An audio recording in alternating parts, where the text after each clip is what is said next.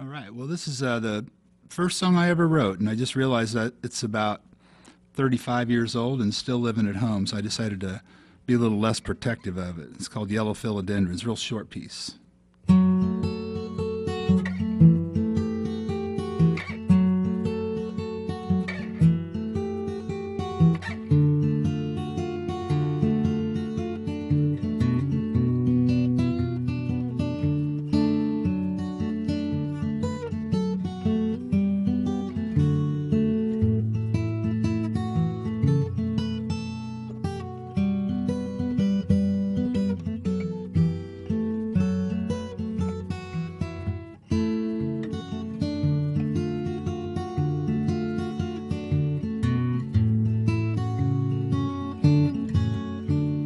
Yellow philodendrons on the windowsill.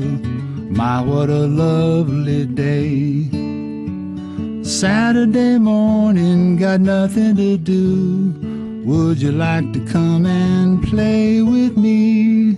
We could sit and talk and have a laugh or two. An afternoon all our own. 'Cause there's yellow philodendrons on the windowsill, and I don't want to be alone.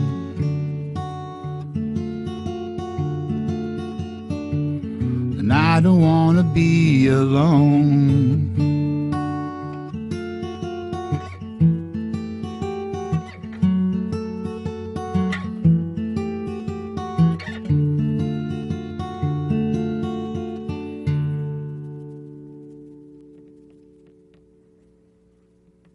Great.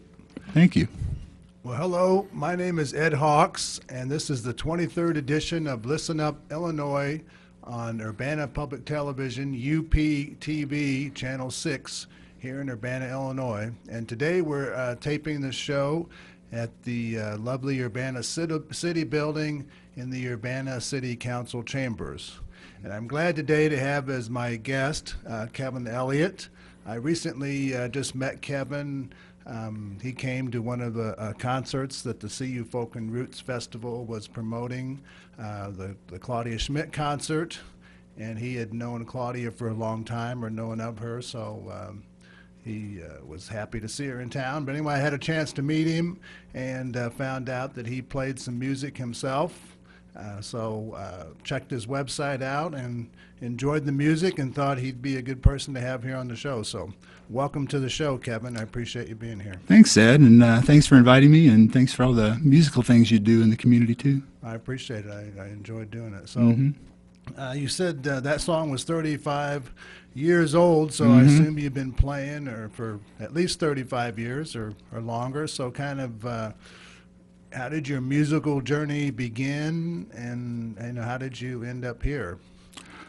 Well, I've been a music lover probably all my life. I remember being like 5 or 6 years old and having a little phonograph and listening to Tom Dooley by the Kingston Trio and things like that, you know. And so I always had this kind of affinity for acoustic guitar and folky stuff, singer-songwriter stuff, and that developed to the point where after a few false starts in high school, I finally, when I went away to college, I kind of buckled down and learned how to play some guitar and learned how to sing a little better. I'd never had any lessons or anything, and started learning some of the folkier stuff, and then before too long started toying with writing things, and so off and on for all that time I've been playing and writing and being mostly, though, a music appreciator. I'm just a music lover, and so I listen a lot. I go to a lot of concerts. I do a radio show here in the community that's all folk and acoustic music, and so got my fingers in a lot of different musical pies, I guess.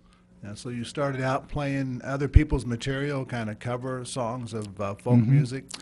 Yeah, I learned, like, you know, Paul Simon stuff and James Taylor stuff, and then that was like, you know, from people showing me how to do it. Then finally I began to try to figure out things by ear, and I started learning some acoustic fingerstyle guitarist stuff that started to gain in popularity back in the, I don't know, 1960s and 1970s. So folks like Jorma Kaukonen, who played for the Jefferson Airplane, and Leo Kottke, and, you know, Dwayne Allman with his fingerstyle stuff, which is actually the theme music to my radio show, Little Martha. So stuff like that, just especially fingerstyle guitar. I don't know what it is. It just, man, it just hit me kind of emotionally. I've always loved it and still do.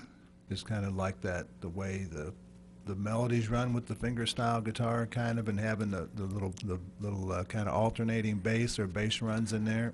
Yeah, yeah, that I think that rhythm really does appeal to me, and then it does have like usually at least one melody going on, and sometimes different voices going on at the same time. So yeah, I don't know what it is exactly, but I love the sound of it.